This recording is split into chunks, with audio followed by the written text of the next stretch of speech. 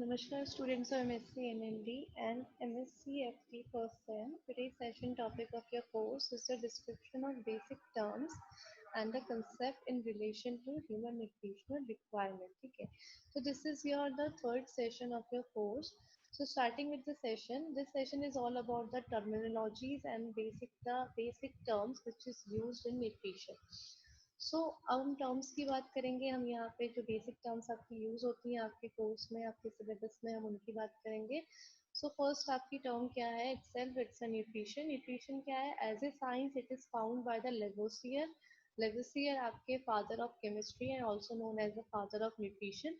So this is like you have to remember this point कि Lavoisier आपके scientist जो थे उनको फादर ऑफ न्यूट्रिशन बोला जाता था। दिस क्वेश्चन में comes in very high competitive exams में कभी कभी पूछ लिया जाता है कि आपके फादर ऑफ न्यूट्रिशन कौन थे। तो this you will have to know कि लेवोसियर आपके फादर ऑफ न्यूट्रिशन थे as well as father of chemistry थे towards the end of 18th century.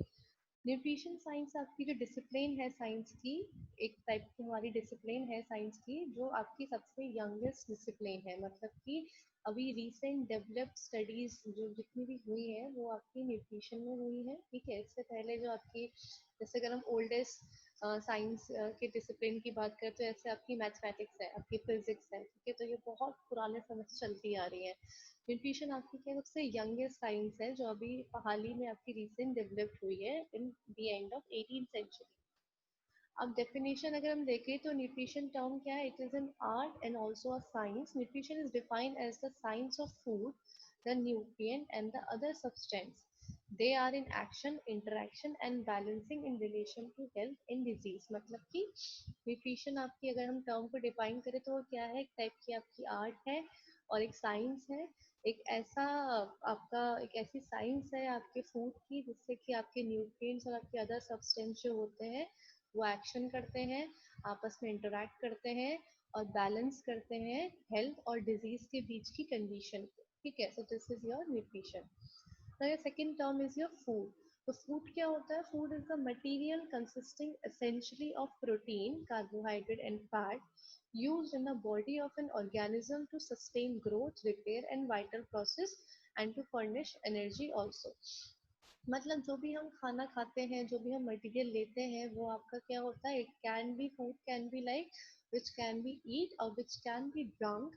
ठीक है, जिसको हम खा सकते हैं, पी सकते हैं, वो सब आपका क्या है? फूड है।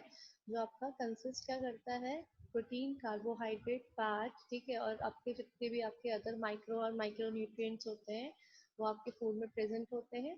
इससे भी किसी भी ऑर्गेनिज्म की ग्रोथ प्रमोट होती है, उसके टिश्यूज एंड सेल्स रिपेयर होते हैं और वाइटल प्रोसेसेस उसके गो थ्रू होते हैं और एनर्जी पूरी बॉडी में सर्कुलेट होती है। तो ये सब चीज़ें क्यों चाहिए होती है? ये सब चीज़ें आप इन सब चीज़ों के साथ साथ क्यों चाहिए होती है? क्योंकि आपकी बॉडी अच्छे से फंक्शन कर सके, आपके डेली टास्क परफॉर्म हो सके, आप एज ए लिविंग बीइंग क्या कर दे अपनी लाइफ को आगे मूव ऑन कर सके, गो ऑन हो सके। ठीक है, तो इसके साथ साथ आपके कुछ और वाइटल सप्लीमेंट्स होते हैं जैसे कि आपके मिनरल्स, विटामिन्स, कॉन्डिमेंट्स, तो ये सब भी आपके फूड में प्रेजेंट होते हैं। Then your third term is your nutritional sciences. Nutrition sciences क्या है? कि आपकी एक स्टडी है न्यूट्रिशन की जिसमें आपके डाइटरी कंपोनेंट्स और मेटाबॉलिज्म की बात की जाती है, जो आप सब लोग अभी इस टाइम पे पढ़ रहे हैं। That is come under the nutrition sciences. Then your health. Health क्या होता है आपका? Health is a state of complete physical, mental and social wellbeing and not merely the absence of disease और इन्फिर्मिटी। ठीक है, वर्ल्ड हेल्थ ऑर्गेनाइजेशन के थ्रू, W H O के थ्रू आपकी सबसे मोस्ट पॉपुलर डेफिनेशन जो हेल्थ की है वो यही है, it is a complete state of physical, mental and social wellbeing. ठीक है, विदाउट द मतलब जिसमें आपकी कोई भी डिजीज नहीं है, with the absence of complete disease. ठीक है, then your term is like diet. Diet क्या होती है आपकी? जो भी आपका फूड आप कंज्यूम करते हैं, कितने अमाउंट में लेते हैं हर दिन का, तो वो आपकी डाइट होती है। यहाँ पे हम अपनी तरफ से एक चीज और ऐड कर सकते हैं, बैलेंस डाइट का कॉन्सेप्ट जो हमने प्रीवियस सेशन में पढ़ा था वो भी आप लोग यहाँ पे ऐड कर सकते हैं। Then the nutrient. न्यूट्रिएंट क्या होते हैं आपके? न्यूट्रिएंट आपके मॉलिक्यूलर सब्सटेंस होते हैं जो नरिश करते हैं। ठीक है, नरिशमेंट प्रोवाइड करते हैं सेल को ह्यूमन ऑर्गेनिज्म को, ठीक है, जो भी न्यूट्रिएंट मतलब कि जैसे कि आपके carbohydrate, protein, fat, vitamins, minerals, तो ये सब क्या आपके न्यूट्रिएंट्स हैं, ठीक है, जो आपकी बॉडी को नरिश कर रहे हैं। देन आपके क्या आते हैं, अब असेंशियल न्यूट्रिएंट्स आते हैं। असेंशियल न्यूट्रिएंट्स क्या होते हैं, जो body can not be make, ठीक है। कुछ न्यूट्रिएंट्स ऐसे होते हैं जो बॉडी में इटसेल्फ बनते हैं, ह्यूमन बॉडी में। कुछ न्यूट्रिएंट्स होते हैं जो बॉडी में नहीं बनते हैं, वो हमें डाइट के थ्रू कंज्यूम करने पड़ते हैं या आउटर एनवायरनमेंट के थ्रू। जैसे विटामिन डी है, विटामिन डी आप किससे किससे मिलता है, आपको धूप से मिलता है, ठीक है, इट्स सनशाइन विटामिन। आपके फूड में विटामिन डी ऐसा इतना कोई खास अमाउंट में नहीं होता है, ठीक है, तो वो हम बाहर से लेते हैं, तो वो क्या हमारा क्या है, असेंशियल न्यूट्रिएंट है, जो हम कहीं और से कंज्यूम कर रहे हैं, जो बॉडी सिंथेसाइज नहीं कर पा रही है। तो अगर इनका हम इनटेक नहीं करेंगे, विदाउट एन इनटेक हमारी स्पेसिफिक डिफिशियंसी, डिसऑर्डर, सिम्टम्स हो सकते हैं, ठीक है। नॉन एसेंशियल, नॉन एसेंशियल क्या होते हैं, जहाँ पर बॉडी इन्हें खुद बनाती है, ठीक है। नॉन एसेंशियल आपके जो भी आपके न्यूट्रिएंट्स होते हैं, वो क्या होते हैं, जो बॉडी कैन मेक इटसेल्फ, ठीक है, एंड उसके इनटेक नहीं करोगे तो फिर उससे कोई साइन सिम्टम डेफिशिएंसी प्रॉब्लम नहीं होती, कि बॉडी उसको बनाती है, तो एज सच इनकी डेफिशिएंसी भी नहीं होती है, जबकि नॉन एसेंशियल्स होते हैं। Now the energy producing, energy producing क्या होते हैं आपके, जो आपकी कैलोरी प्रोड्यूस करते हैं बॉडी में, एनर्जी प्रोड्यूस करने का काम करते हैं, वो आपके एनर्जी प्रोड्यूसिंग न्यूट्रिएंट्स होते हैं। नॉन एनर्जी प्रोड्यूसिंग कौन होते हैं, जो आपके एनर्जी प्रोड्यूस नहीं करते हैं बट उनके अदर फंक्शन होते हैं। अब बहुत सिंपल इनका एक एग्जाम्पल से जस्टिफाई हो जाएंगे कि एनर्जी प्रोड्यूसिंग न्यूट्रिएंट्स क्या होते हैं, जो एनर्जी प्रोड्यूस कर रहे हैं। और एनर्जी कौन प्रोड्यूस करते हैं, आपके कार्बोहाइड्रेट प्रोड्यूस करते हैं, प्रोटीन प्रोड्यूस करता है, फैट प्रोड्यूस करते हैं, ठीक है। और नॉन एनर्जी प्रोड्यूसिंग कौन से होते हैं, vitamin and minerals. Vitamin minerals कभी आपके एनर्जी प्रोड्यूस नहीं करते हैं, but they are required for other important functions.